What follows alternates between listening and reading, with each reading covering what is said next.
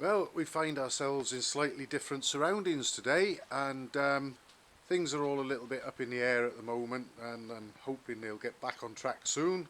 But I thought we'd come over here and take a look at a few projects we might be seeing in the near future, in the shape of a couple of my father's bikes, which need dusting down and perhaps getting outside in the late springtime, early summer for blowing the cobwebs away and so on. And let's see, I'm not sure how long my battery's going to last. We might have to do this in a couple of parts, but I'll give it a go. We've got here his Royal Enfield Bullet 350, which he bought in the very early 1980s originally, and it already came with a Suzuki double-sided twin leading shoe drum brake front end on it, which the previous owner rather sort of sketchily attached to it, but we since dealt with that, and it's fitted nicely and properly now these days. And the engine, oh, while we're on Suzuki stuff, it's also wearing a 2.4 seat, which was intended for a Suzuki T500, I believe. The engine, when he bought the bike, it had a theoretical top speed of over 100 miles an hour if you could find a steep enough, long enough downhill stretch to get it, and it would actually do over 60 miles an hour in second gear. It was ridiculously high geared, and the engine wasn't knocking out any more power than a standard rather tired one would anyway, so it wore more sort of cafe racer clothing back in those days. Looked like it should have done about 120, but actually struggled to get much over 70, and in fact it was faster in third gear than it was in top.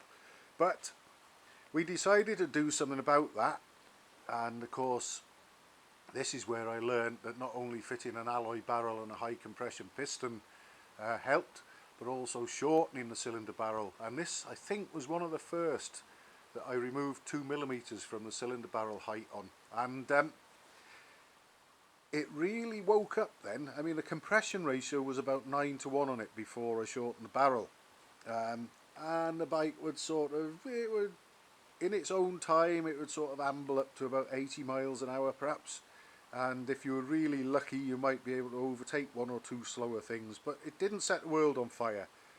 Then I took the 2mm off the barrel, and boy oh boy did it wake up then. And I think the compression ratio on this one is at least 10:1, and it's got Redditch R cams in it. Now, I often used S cams, but we actually managed to get our hands on a set of the even hotter R cams. So in they went. It's got a 389 Amel monoblock on it there, and I think he's got a Goldie, shall we say, silencer on it. It sounds and pulls and goes really well, this one, so hopefully, like I say, we'll be seeing this one. I'll be going through the process of getting it running again. It's been idle for a few years now, and it's also got the benefit of a close ratio conversion on its 3-speed gearbox, on its 4-speed gearbox, sorry.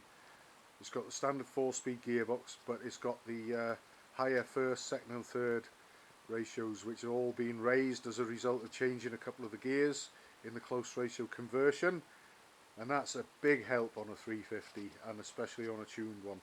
This bike doesn't hang about, and we'll hopefully end up getting some road time on it in the next within the next 6 months, I hope anyway. Next to it, we've got my father's Royal Enfield 500 Big Head, which started off as a cafe racer, then became our first race bike, and it sort of finished up in this sort of street scrambler sort of form that we see here, as his back and his knees and things didn't like being scrunched up too much in the cafe racer riding position. We turned it into a street scrambler for him. It's got a big head engine, obviously, 5-speed gearbox. It's got, if I can just get through here, we might be able to see, not a huge gap there. We've got 38mm, I think it is on there, Mark II Amel concentric. An interesting thing with this one is it's got the still got the self-generating ignition on the end of the crankshaft where the alternator would live, and That's fine, we found, for racing purposes where you're bump starting, but occasionally it could be a bit difficult to kickstart. So what I did is I reinstated the magneto there, the Lucas SR1 magneto that you see there, and that's running on a fixed timing. It hasn't got an auto advanced gear on it.